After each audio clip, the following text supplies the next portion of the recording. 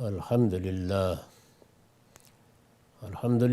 رب العالمین والصلاة والسلام علی محمد الامین فاعوذ باللہ من الشیطان الرجیم بسم اللہ الرحمن الرحیم۔ خواتین و حضرات، ہم میزان حصہ اول میں دوسرے باب اخلاقیات کا مطالعہ کر رہے ہیں۔ اس میں شرک زیر بحث ہے۔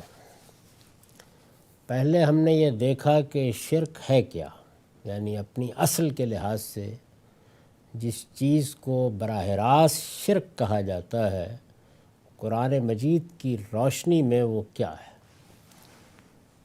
اس کے بعد اس کے کچھ لوازم زیر بحث آئے۔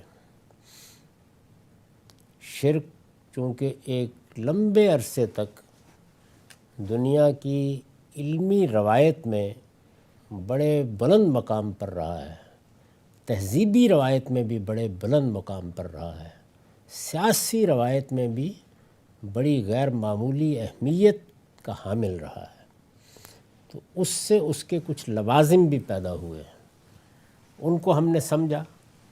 اس کے بعد مشرکانہ رویے زیر بحث ہے، یعنی ان چیزوں کو براہ راست شرک تو نہیں کہا جا سکتا، لیکن وہ رویے کے لحاظ سے اسی طرح کی چیزیں ہیں جو شرک کو بطور دین اختیار کرنے والوں کے ہاں پیدا ہو جاتے ہیں۔ مشرکانہ رویوں میں چند چیزیں زیر بحث آ گئی تھیں۔ اس کے بعد میں نے لکھا ہے، انسان کے توہمات کی حقیقت بھی یہی ہے۔ ہم لوگوں کو اللہ تعالیٰ نے جو تعلیم دی ہے وہ یہ ہے کہ ہمارے پاس کسی چیز کو علمی طور پر جاننے کے جو ذرائع ہیں، ان میں دو سطحوں پر ہم اپنا کوئی نقطہ نظر قائم کریں گے۔ ایک یہ کہ کوئی چیز یقینی قطعی ذرائع سے ہم تک پہنچ گئی، دوسرے یہ کہ وہ ذرائع قابل اعتماد یا قابل اطمینان ہے اور بہرحال ظن غالب تک پہنچا دیتے ہیں۔ یہ دونوں چیزیں فلسفے میں ہوں، سائنس میں ہوں، سماجیات میں ہوں، عمرانیات میں ہوں یا کسی بھی علم میں ہوں، علم کے دائرے میں سمجھی جائیں گی، لیکن انسان اپنے آپ کو تخیلات کے حوالے کر دے، اس کی بنیاد پر اپنا کوئی ذہنی قصر تعمیر کرے اور پھر اس کی عشرت ترازیوں ہی کی نظر ہو کے رہ جائے، یہ توہمات کہلاتے ہیں، اوہام کہلاتے ہیں۔ توہمات کو بھی مشرکانہ رویے ہی کے زیر تحت رکھا گیا، مشرکانہ رویے ہی کے تحت رکھا گیا، معاف کیجیے گا۔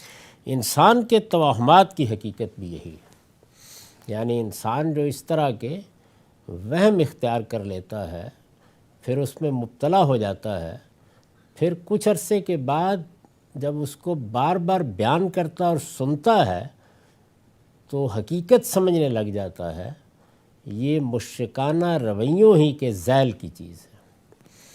چنانچہ نبی صلی اللہ علیہ وسلم نے لوگوں کو ان پر متنبہ فرمایا ہے۔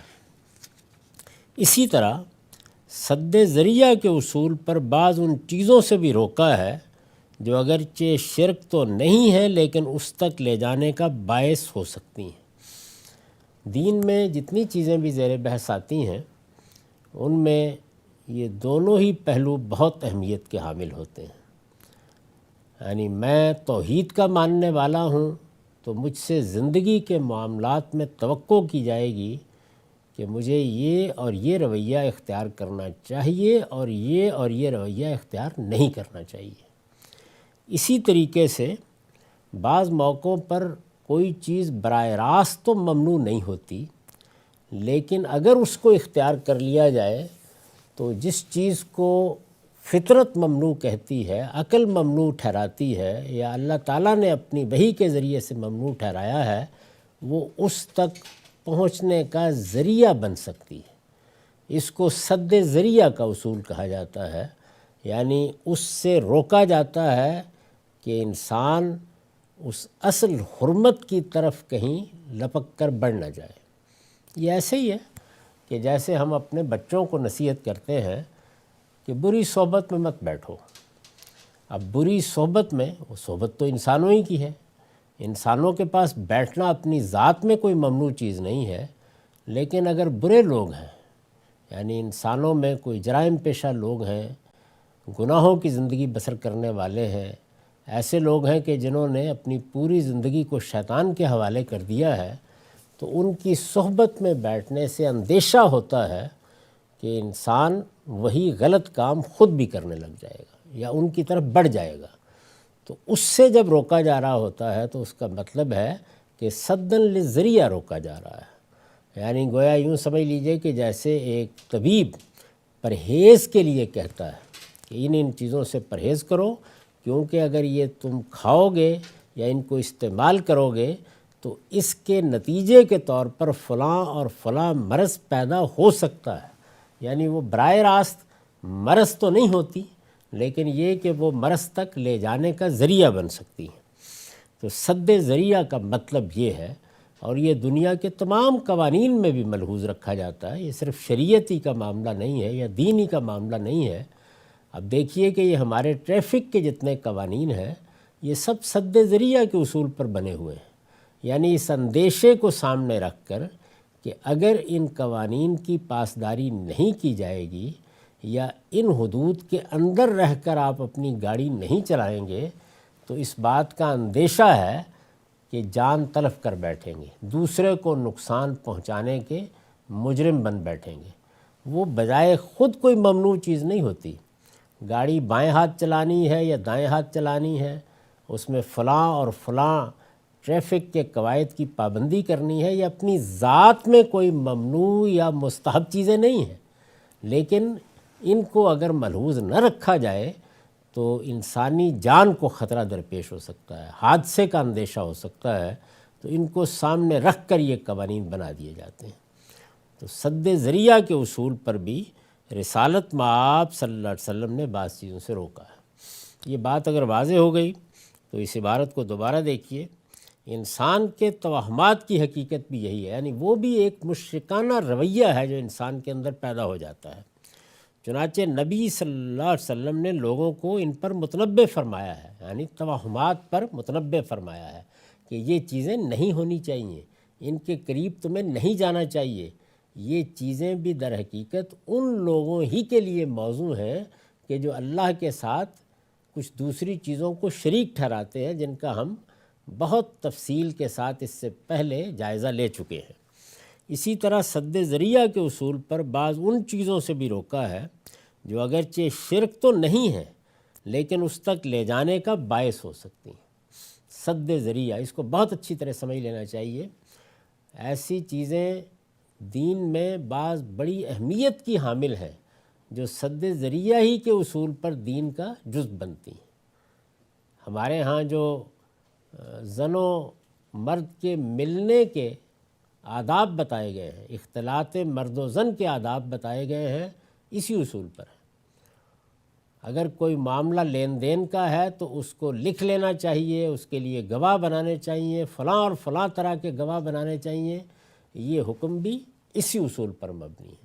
تو ہماری عام زندگی میں بھی یہ اصول کار فرما ہوتا ہے، ہمارے قوانین میں بھی یہ اصول کار فرما ہوتا ہے، ریاست کے نظم میں بھی اس کی بڑی اہمیت ہے، ہمارے طبی معاملات میں بھی غیر معمولی اہمیت ہے، اور دین میں بھی بہت سی چیزیں اسی اصول پر مبنی ہوتی ہیں۔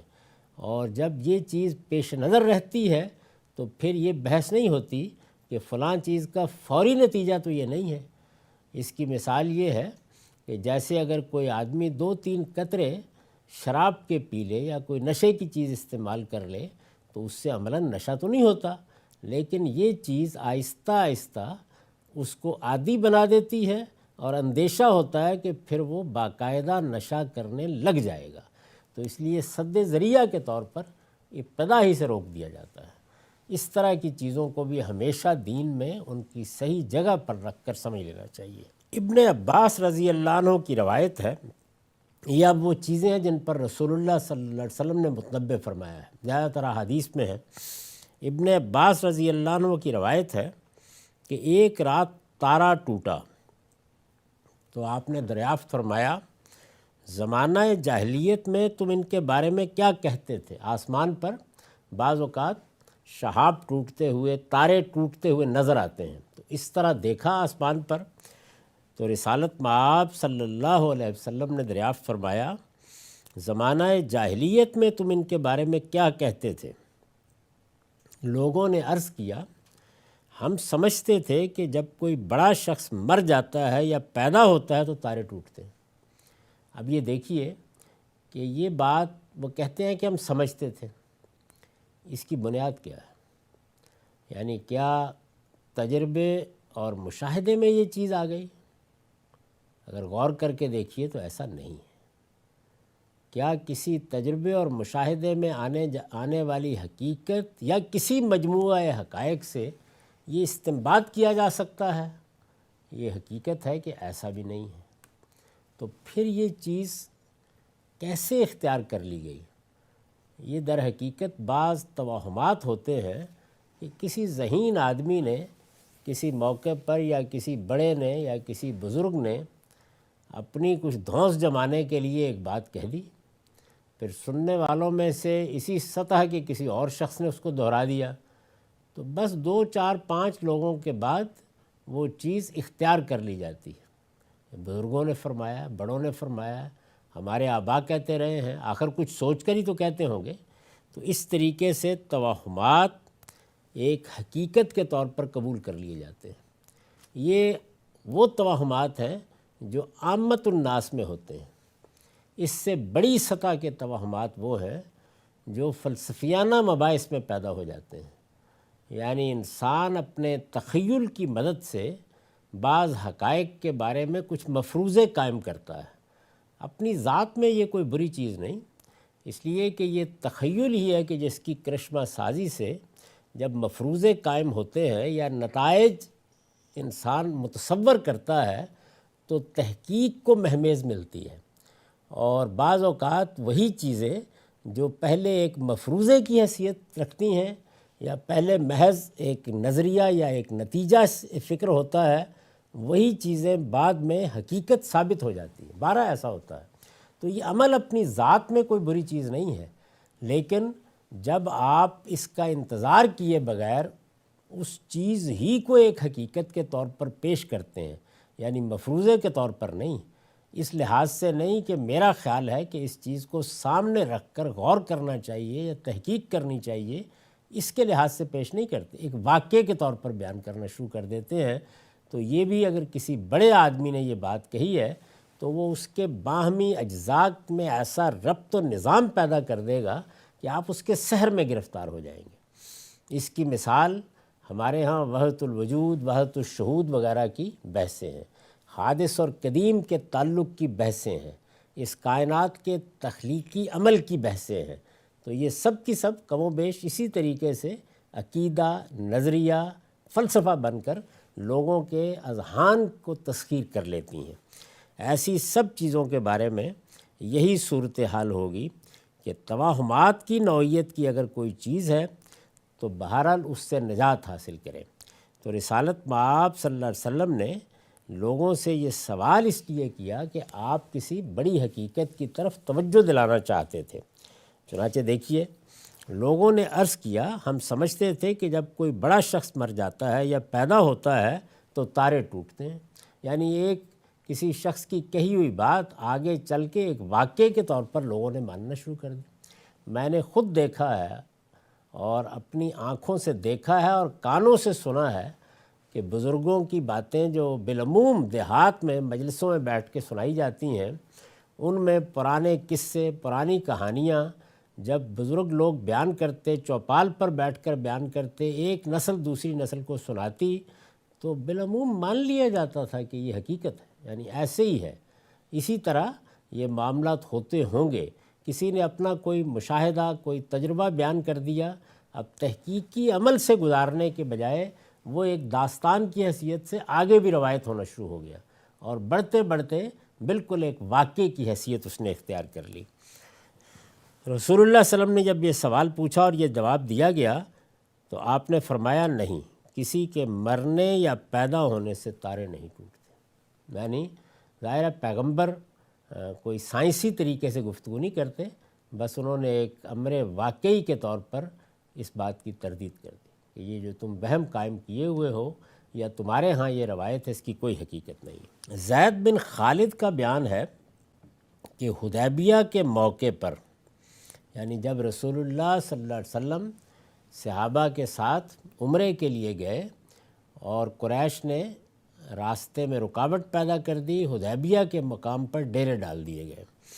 زید بن خالد کا بیان ہے کہ حدیبیہ کے موقع پر اتفاق سے رات کو بارش ہوئی، صبح کو نماز کے بعد آپ لوگوں سے مخاطب ہوئے، یعنی رسول اللہ صلی اللہ علیہ وسلم لوگوں سے مخاطب ہوئے اور فرمایا، جانتے ہو تمہارے رب نے کیا کہا ہے؟ لوگوں نے عرض کیا، اللہ اور اس کا رسول زیادہ جانتے ہیں۔ یہ صحابہ کرام کا طریقہ تھا۔ ظاہر ہے کہ کوئی حکیم، کوئی فلسفی، کوئی عالم گفتگو نہیں کر رہا، اللہ کا آخری پیغمبر گفتگو کر رہا ہے، تو وہ آگے بڑھ کر رائے دینے یا کوئی بات بیان کرنے کے بجائے اسی طرح انقیاد و اطاعت کا رویہ اختیار کرتے تھے۔ اللہ اور اس کا رسول زیادہ جانتے ہیں۔ ارشاد ہوا، اللہ نے فرمایا ہے، آج صبح کو میرے بندوں میں سے کچھ مومن ہو کر اٹھے اور کچھ کافر ہو کر، جنہوں نے یہ کہا کہ یہ بارش اللہ کے فضل و رحمت سے ہوئی ہے، وہ میرے ماننے والے اور تاروں کے منکر ہیں، اور جنہوں نے یہ کہا کہ ہم پر پانی فلاں نچھتر سے برسا ہے، وہ میرے منکر اور تاروں کے ماننے والے ہیں۔ یعنی تاروں کے جو اس زمانے کے علم کے لحاظ سے بروج مقرر کیے گئے تھے، جو مختلف جگہیں مقرر کی گئی تھیں، جن میں بعض تارے گردش کرتے ہوئے ایک خاص حیت یا صورت اختیار کر لیتے ہیں، اس کو نچھتر کہا جاتا ہے۔ اور یہ بات عام طور پر کہہ دی جاتی تھی کہ یہ فلاں نچھتر برسا ہے، تو گویا جو بارش یا اس طرح کی اور بعض چیزیں ہیں وہ ان کے ساتھ وابستہ ہو جاتی تھیں۔ یہ اس زمانے کا عام طریقہ تھا، اور یہ چیز ابھی بھی چلی آ رہی ہے۔ بہت سے لوگ ہیں کہ جو اس طرح کی پیشین گوئیاں کرتے اور بہت سے واقعات کو اسی طرح ستاروں کی چال سے وابستہ کرتے ہیں۔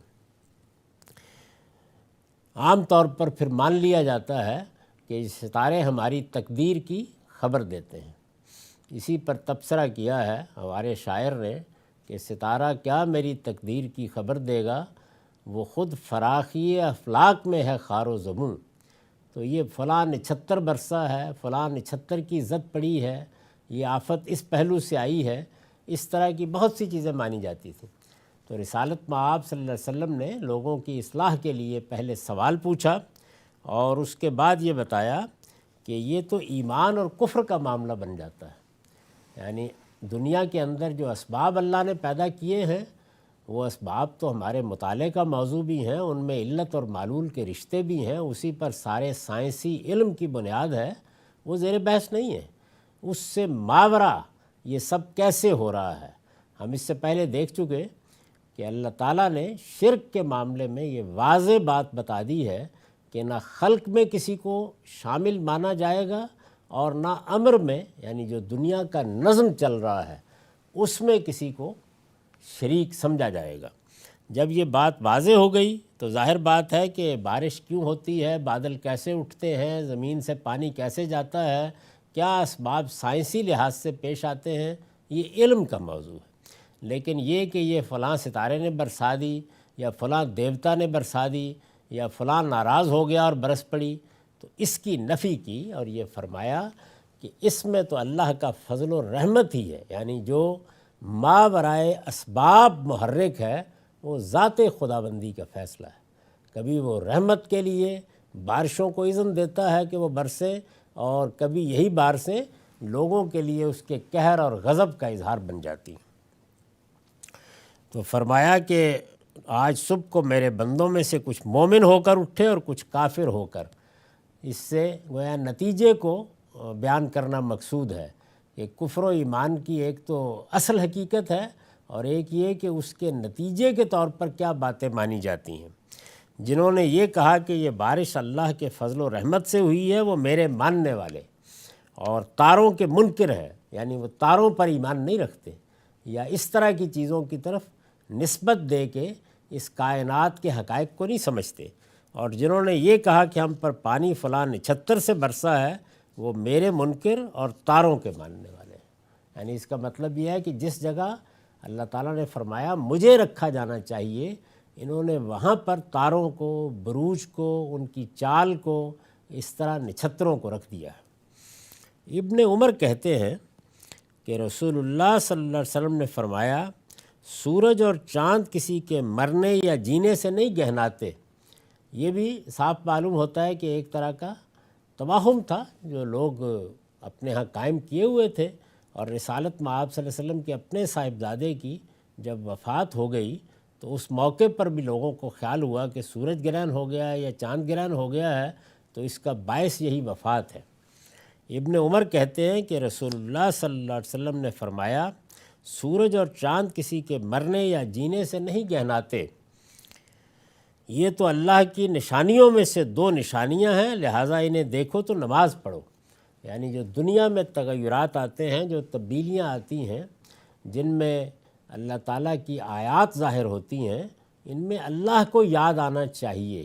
یعنی علم کے لحاظ سے اسباب پر غور کیجئے، حقیقت کو سمجھنے کی کوشش کیجئے، اور اگر کسی کی یاد دہانی ہونی چاہیے تو اللہ کی یاد دہانی ہے۔ اس طرح کے موقعوں پر اللہ کو یاد کرنے کے لیے اگر آدمی نماز میں کھڑا ہو جائے اور اس بات پر شکر ادا کرے کہ مالک یہ کیسے ہوتا ہے کہ گردش کے ایک نظام کے نتیجے میں یہ آفتاب کہ جو حدت بھی پہنچا رہا ہے، روشنی بھی پہنچا رہا ہے، یہ بے نور ہو کر رہ جاتا ہے۔ یہ تیرا نظم ہے، تو تیرے نظم سے اگر یہ ہوتا ہے تو کسی وقت تیرا حکم ہو گیا تو معلوم نہیں کیا ہو جائے گا۔ تو یہ چیز ہے جس کی طرف توجہ ہونی چاہیے۔ یہ سبق ہم کو زندگی کے تمام معاملات میں دیا گیا ہے۔ یعنی ایک چیز یہ ہے کہ ہم سائنسی طور پر یا علمی لحاظ سے کسی چیز میں علت و معلول کا رشتہ دریافت کریں، یہ ہمارے علوم کی بنیاد ہے۔ اور دوسری جانب جو کچھ بھی اس کائنات میں ہو رہا ہے اس کو اللہ کی نسبت سے سمجھیں۔ پہلی چیز ہمارے لیے علم کا دروازہ کھولتی ہے، اور دوسری چیز ہمارے لیے معرفت کا دروازہ کھولتی ہے۔ دونوں کو برابر رکھنا چاہیے، دونوں کا عمل بھی ہماری زندگی میں یکساں ہونا چاہیے۔ یہی ایک بندہ مومن کا صحیح رویہ ہے۔ ابن عمر کہتے ہیں کہ رسول اللہ صلی اللہ علیہ وسلم نے فرمایا سورج اور چاند کسی کے مرنے یا جینے سے نہیں گہناتے، یہ تو اللہ کی نشانیوں میں سے دو نشانیاں ہیں، لہٰذا انہیں دیکھو تو نماز پڑھو۔ نبی صلی اللہ علیہ وسلم کی ایک زوجہ محترمہ کا بیان ہے کہ آپ نے فرمایا جو اپنی کسی چیز کا پتہ پوچھنے کسی عراف کے پاس جائے گا اور اسے سچا سمجھے گا، اس کی 40 دن کی نماز قبول نہ ہوگی۔ یہ روایات میں نے یہاں پہ نقل کر دی ہیں اور ان کے حوالے بھی اپنی اس کتاب میں دے دیے ہیں۔ یہ مسلم کی، بخاری کی، مسند احمد کی، یعنی ان مستند کتابوں کی روایات ہیں اور سند کے لحاظ سے قابل اعتماد ہیں۔ اس کتاب میں نے اسی اصول پر روایتیں قبول کی ہیں، ان کو لوگ وہاں دیکھ سکتے ہیں۔ یہ عراف لوگ وہ تھے کہ جن کے پاس لوگ چلے جاتے، یعنی بجائے اس کے کہ آپ چوری کی تفتیش کریں، آپ جاتے اور وہ جا کے کچھ انٹ سنٹ باتیں کر کے کسی جانب اشارہ کر دیتے، کچھ نشانیاں بتا دیتے۔ اس سے معاشرے میں بڑی خرابیاں پیدا ہوتی۔ میں نے خود اس کو دیکھا ہے کہ بعض لوگ جب ایسی کوئی خبر لے لیتے ہیں تو اب پورے خاندان میں دائیں بائیں مثلا بتا دیا گیا کہ جس نے چوری کیا اس کا نام میم سے شروع ہوتا ہے، تو اب سب میم سے جن کے نام ہیں وہ مصیبت میں مبتلا ہو گئے۔ اس طرح کے توہمات پوری سوسائٹی کے طرز عمل پر اثر انداز ہو جاتے ہیں۔ تو اس لیے خاص طور پر آپ نے فرمایا کہ یہ بھی ایک مشرکانہ رویہ ہے، یعنی کسی ایسے علم کی نسبت آپ اس شخص کی طرف کر رہے ہیں کہ جس کے کوئی اسباب وجوہ، جس کے لیے علت معلول کا کوئی رشتہ آپ علمی طور پر نہیں دریافت کر سکے، بس کہہ دیا اس نے، اور معلوم نہیں کہ کس طریقے سے کہہ دیا، ہاتھوں کی انگلیوں کے اوپر کچھ کیا، کہہ دیا، اپنی تسبیح ہاتھ میں پکڑی، 10 دانے ادھر کیے، 10 ادھر کیے، اس کے بعد طاق آ گیا یا جفت آ گیا تو اس کی بنیاد پر کسی کی نسبت سے کوئی بات کہہ دی۔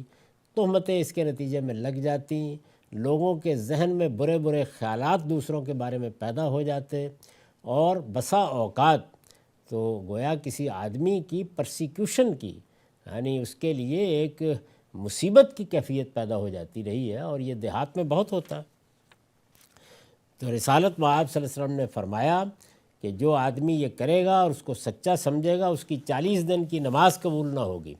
یعنی اللہ تعالیٰ یہ چاہتے ہیں کہ میری بارگاہ میں آتے ہو، میرے سامنے سجدہ ریز ہوتے ہو، میری عبادت کرتے ہو۔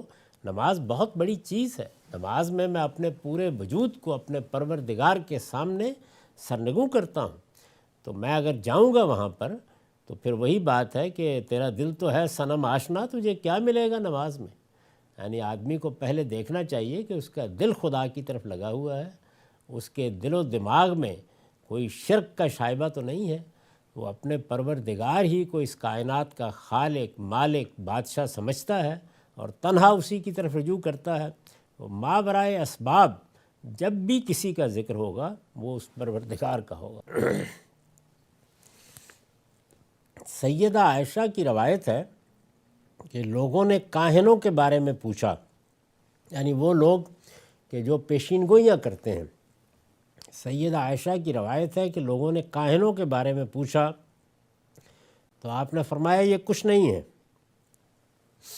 اس کے بعد بہت دلچسپ سوال ہے۔ انہوں نے عرض کیا یا رسول اللہ، ان کی بعض باتیں سچی بھی نکل آتی ہیں۔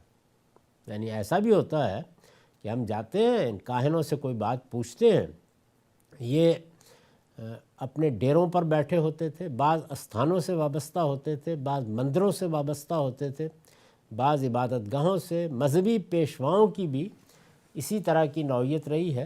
کاہن اعظم اور اس طرح کی بعض تعبیریں یہود کے ہاں بھی اختیار کی گئیں۔ آپ نے فرمایا یہ کچھ نہیں ہے۔ انہوں نے عرض کیا یا رسول اللہ، ان کی بعض باتیں سچی بھی نکل آتی ہیں۔ فرمایا شیطان ایک آدھ بات سن لیتا ہے اور مرغی کی طرح کر کر کے اپنے دوستوں کے کانوں میں ڈالتا ہے، پھر وہ 100 جھوٹ اس کے ساتھ ملا کر لوگوں سے بیان کرتے ہیں۔ تو یہ اللہ کے پیغمبر نے بالکل حقیقت بتا دی کہ اس میں ہوتا کیا ہے۔ انسان جب اس طرح کے لوگوں کی طرف رجوع کرتا ہے، ایک نجومی کی بات سننے کے لیے چلا گیا ہے، کسی عراف سے پتہ پوچھنے چلا گیا ہے، تو شیاطین جن کے لیے دراندازی کے مواقع پیدا ہو جاتے ہیں، اور وہ چونکہ فرشتوں کے ساتھ ایک نوعیت کا قرب اور اتصال رکھتے ہیں، دنیا میں جو فیصلے کیے جا رہے ہوتے ہیں ان سے متعلق کوئی بات سن لیتے ہیں۔ اسی کو سن گن لینے سے یا خطفہ کے لفظ سے تعبیر کیا گیا ہے۔ کوئی چیز اچک لینا، یعنی کسی جگہ لوگ بیٹھے ہوئے بات کر رہے تھے، آپ نے بھی کان لگا دیا۔ بہت سے لوگ ہیں ہمارے ہاں تو ایک پورا کا پورا دیکھیے صحافت کا پیشہ ہے، جس میں بعض لوگوں کا اصل کمال یہی ہوتا ہے کہ دائیں بائیں سے کوئی بات سنی، اس کے بعد اپنی قلم کی قدرت سے اس بات کو کہیں سے کہیں پہنچا دیا اور ایک پوری کہانی داستان بنا دی۔ تو یہ کام کاہن حضرات بھی کرتے، یعنی جنات میں سے جو شیاطین ہیں وہ فرشتوں سے کوئی بات سن لیتے ہیں، اور یہ عمل ہر وقت ہوتا رہتا ہے۔ تو نتیجہ کیا نکلا؟ انہوں نے دیکھا اچھا یہ جو حضرت ہے ان کے پاس لوگ آتے ہیں، تو اب لوگوں کو گمراہ کرنے کا طریقہ یہ ہے کہ ہم نے جو بات سن رکھی ہوئی ہے وہ ہم اس کے کان میں ڈالتے ہیں، 10 باتیں اپنی طرف سے ملا دیں۔ تو یہ عمل چونکہ ہو رہا ہوتا ہے تو ظاہر ہے کہ وہ جتنی بات فرشتوں سے انہوں نے سنی ہے یا کہیں سے اچک لی ہے اس میں سچائی بھی ہوتی ہے۔ تو رسول اللہ صلی اللہ علیہ وسلم نے اس کی یہ وضاحت فرمائی۔ سیدہ عائشہ کی روایت ہے کہ لوگوں نے کاہنوں کے بارے میں پوچھا تو آپ نے فرمایا یہ کچھ نہیں ہے۔ انہوں نے عرض کیا یا رسول اللہ، ان کی بعض باتیں سچی بھی نکل آتی ہیں۔ فرمایا شیطان ایک آدھ بات سن لیتا ہے اور مرغی کی طرح کر کر کے اپنے دوستوں کے کانوں میں ڈالتا ہے۔ یعنی جیسے آپ نے دیکھا ہوگا کہ مرغیاں بالعموم میں خاص آواز نکالتے ہوئے دائیں بائیں پھر رہی ہوتی ہیں، تو یہ شیاطین بھی اسی طریقے سے دائیں بائیں پھر رہے ہوتے ہیں اور پھر اس طرح کے کاہنوں اور عاملوں کے کان میں کوئی بات ڈال دیتے ہیں، وہ سچی نکل آتی ہے، پھر وہ 100 جھوٹ اس کے ساتھ ملا کر لوگوں سے بیان کرتے ہیں۔ ابو ہریرہ کہتے ہیں کہ رسول اللہ صلی اللہ علیہ وسلم کا ارشاد ہے، نہ چھوت ہے، نہ بدفالی ہے، نہ پیٹ میں بھوک کا سانپ ہے، اور نہ مردے کی کھوپڑی سے پرندہ نکلتا ہے۔ یہ بھی بعض توہمات تھے جو عربوں کے ہاں ہم کو ملتے ہیں، جب ہم ان کے لٹریچر کو پڑھتے ہیں، ان کی تاریخ کو پڑھتے ہیں تو یہ معلوم ہوتا ہے۔ چھوت کے بارے میں یہ خیال کیا جاتا تھا کہ کسی بیماری میں کوئی ایسی چیز ہوتی ہے جو ماورائے طبیعیات ہے. یہ وہ چھوت ہے جو اس میں زیر بحث ہے. ایک وہ چھوت ہے جس کا تعلق علم سے ہے، یعنی ایک بیماری کس طرح سے بعض اوقات پھیل جاتی ہے. اس وقت پوری دنیا اسی طرح کی ایک بیماری کا مقابلہ کر رہی ہے اور اللہ سے پناہ مانگ رہی ہے. یہ اور چیز ہے، یعنی کسی وہم کے طریقے کے اوپر بعض چیزوں کے بارے میں یہ خیال کرنا. جیسے اب ہم نے یہ دریافت کر لیا ہے کہ جراثیم ہوتے ہیں، لیکن جب یہ دریافت نہیں ہوا تھا تو اس کے ساتھ کچھ اوہام وابستہ کر کے ان چیزوں کو بیان اسی طریقے سے کیا جاتا تھا. تو یہ توہمات کی نوعیت کی چھوت تھی جس کے بارے میں آپ نے فرمایا کہ یہ کوئی چیز نہیں ہے. یعنی مطلب کیا تھا؟ مطلب یہ ہے کہ بیماریوں کے پھیلنے یا کسی کو متاثر کرنے کے اسباب ہیں، ان اسباب ہی کے تحت وہ آگے بڑھتی ہیں اور لوگوں کو، اور پھر یہ کہ ان کے پیچھے بھی اللہ کا اذن اور اس کی مشیت کار فرما ہوتی ہے. وہ جب چاہتا ہے اس کو روک دیتا ہے اور جب چاہتا ہے وہ بڑھتی رہتی ہیں. یہ بات کہ ان کے اندر کوئی جن چھپا ہوا ہے یا ان کے اندر کوئی دیوی دیوتا کا تصرف ہو گیا ہے یا کسی بیماری کو پھیلانے کا باعث کسی کاہن کی بد دعا یا دعا بن رہی ہے، یہ اس نوعیت کی جو مشرکانہ چھوت ہے، فرمایا اس کی کوئی حقیقت نہیں ہے. نہ چھوت ہے نہ بدفعلی ہے. باہر نکلے دیکھا بلی گزر گئی ہے راستے سے، کوے نے آ کے کائیں کائیں کر دی ہے، تو اس سے فال لینا، یعنی فال لینا، کبھی اچھا شگون لینا کبھی برا شگون لینا، فرمایا اس کی کوئی حقیقت نہیں. نہ پیٹ میں بھوک کا سانپ ہے. اب دیکھیے کہ اب ہم علمی طور پر یہ جانتے ہیں کہ بھوک کیسے لگتی ہے. یعنی یہ کیوں ہوتا ہے کہ بھوک لگتی ہے؟ تو معلوم ہوتا ہے کہ جیسے ہمارے یہاں محاورے بھی بن گئے نا کہ آنتیں کل ہولہ پڑ رہی ہیں. یعنی آدمی بھوک میں ایک خاص طرح کی کمزوری، ایک خاص طرح کا ضعف، ایسے جیسے ڈوبتا ہوا محسوس کرتا ہے. تو لوگوں نے یہ خیال کر لیا کہ یہ بھوک لگنے کا باعث کیا چیز بنتی ہے؟ کوئی جانور ہے جو ہمارے اندر موجود ہے، وہ جانور ہے جو اصل میں اس موقع کے اوپر بل کھانا شروع کر دیتا ہے. تو اس کے لیے بھی ایک وہم لوگوں نے اپنے اندر پیدا کر لیا. تو نہ پیٹ میں بھوک کا سانپ ہے اور نہ مردے کی کھوپڑی سے پرندہ نکلتا ہے. یعنی یہ عام طور پر قبرستانوں کے بارے میں اس طرح کے توہمات ہوا کرتے تھے. سفر اور حامہ کہتے ہیں عربی زبان میں ان دونوں کو. فرمایا ان کی کوئی حقیقت نہیں. جابر رضی اللہ عنہ کی روایت ہے کہ اس کے ساتھ آپ نے یہ بھی فرمایا کہ غول بیابانی بھی کچھ نہیں ہے. بہت لوگ جب یعنی بعض جگہوں پر سائیکلون، بعض جگہوں کے اوپر اسی طرح ٹارنیڈو اور بعض چیزیں ہوتی ہیں، ایسا کوئی چھوٹا موٹا بگولا اٹھا کسی موقع کے اوپر، تو اس کے بارے میں خود میں نے اپنے بچپن میں دیکھا دیہات میں کہ جب اس طرح کا کوئی بگولا اٹھتا، جب ہم جا رہے ہوتے تھے تو یہ کہا جاتا ہے کہ اس میں فلاں اور فلاں جن ہے. بلکہ یہ ایک بڑی آندھی آیا کرتی تھی، اس کے بارے میں تو کہا ہی یہ جاتا تھا کہ یہ جمعہ خان جن کی آمد ہے، اور جب یہ ہوتا ہے تو پھر اس کے بعد پورا شہر تاریک ہو جاتا ہے. اس طرح کے بہت سے توہمات ہمارے ہاں بھی آپ کو اس کے مقابل میں مل جائیں گے. رسالت مآب صلی اللہ علیہ وسلم کے زمانے میں جو اس طرح کی چیزیں مانی جاتی تھیں، ایک ایک کی آپ نے نفی فرما دی، اور اس طرح یہ تعلیم دی کہ لا تقف ما لیس لک بہ علم. جس چیز کا علم نہیں ہے اس کے درپے ہوگے تو نتیجے کے طور پر توہمات میں مبتلا ہو جاؤ گے. صحیح علم پر بنیاد رکھنی چاہیے. آپ یا تو سائنسی اسباب کسی چیز کے معلوم کریں گے، مرض کی تحقیق کر رہے ہیں، آفتوں کو دیکھ رہے ہیں، کوئی آسمان سے معاملات ہو رہے ہیں ان کو دیکھ رہے ہیں، یہ ہمارے مطالعے کا موضوع ہے اور اس چیز کی بڑی حوصلہ افزائی فرمائی گئی ہے. اس سے انسان بہت سے اسرار کو سمجھتا، بہت سے راز اس پر کھلتے، چیزوں کا علاج دریافت کرتا، اپنے لیے آسائشیں پیدا کرتا، اللہ کی رحمت کا مستحق ہوتا ہے. اور اس کے ساتھ جو ان سب چیزوں کے پیچھے ہے وہ اللہ پروردگار عالم کی مشیت ہے. توحید کا تقاضا یہ ہے کہ علمی اسباب سے ماورا کسی اور چیز کا کوئی تصور نہ کیا جائے. یعنی علمی اسباب وہ سمجھنے سمجھانے کی چیز ہے، اس سے علوم اور فنون پیدا ہوتے ہیں اور اس سے انسان بہت سی چیزوں کا مقابلہ کرنے کی پوزیشن میں آ جاتا ہے. تو تعلیم کا خلاصہ یہ ہے کہ آپ یا تو مادی اسباب، قانون کے اسباب قدرت کے نظام کے اسباب تلاش کریں گے، اور یا پھر چیزوں کو اللہ کی مشیت سے متعلق کریں گے، اور وہ تو ہر حال ہی میں ہوں گی، اس لیے کہ اللہ کے اذن کے بغیر نہ کوئی سبب کام کرتا ہے، نہ کوئی قانون مؤثر ہوتا ہے۔ جس طرح اللہ کو ان تمام اسباب کے پیچھے اصل طاقت کے طور پر ماننا ایمان کا تقاضا ہے، اسی طرح غیر علمی اور توہمات کی نوعیت کی چیزوں کو اپنے علم کے طور پر پیش کرنا بھی ایمان کا تقاضا ہے۔ تو دونوں کا پورا توازن ہماری زندگی میں ملحوظ رہنا چاہیے۔ جابر رضی اللہ عنہ کی روایت ہے کہ اس کے ساتھ آپ نے یہ بھی فرمایا کہ غول بیابانی بھی کچھ نہیں ہے۔ سیدنا عمر کا بیان ہے کہ میں نے نبی صلی اللہ علیہ وسلم کو یہ کہتے ہوئے سنا کہ میری شان میں اس طرح مبالغہ نہ کرو جس طرح نصارہ نے مسیح علیہ السلام کی شان میں کیا ہے۔ یعنی اس کے گویا تعلیم دی کہ پیغمبروں یا بڑی شخصیات کے ساتھ عقیدت کے وفور میں ہم بعض اوقات حدود سے آگے بڑھ کے مبالغہ کرتے ہیں۔